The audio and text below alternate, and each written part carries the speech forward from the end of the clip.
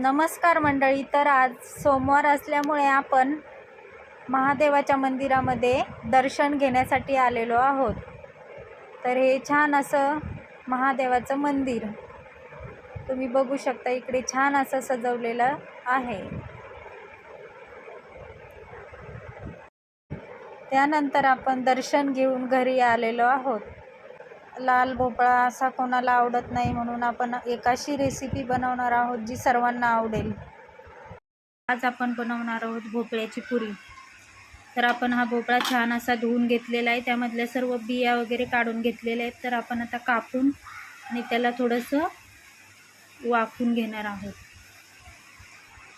प्रकारे आपण भोपळा चिरून घेतलेला आहे. आता आपण तो गॅसवर पाणी ठेवलेलं आहे, त्यामध्ये टाकून शिजवून घेऊया.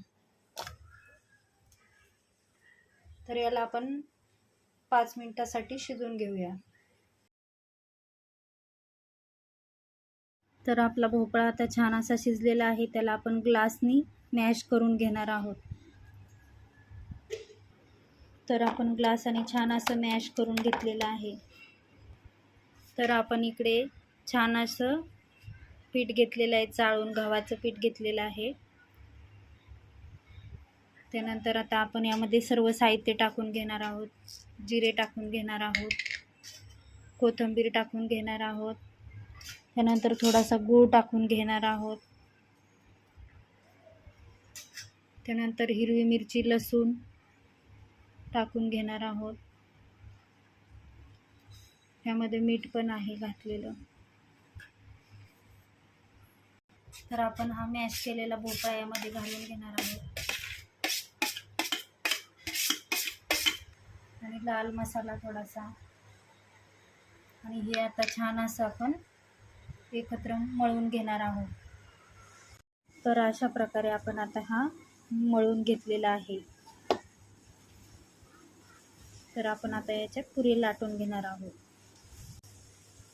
तर अशा प्रकारे आपण पुरी लाटून घेतलेल्या आहेत. आता छान अशा कढई आणि तेल गरम करायला ठेवलेलं आहे कढईमध्ये. तर आपण आता पुरी तळून घेणार आहोत.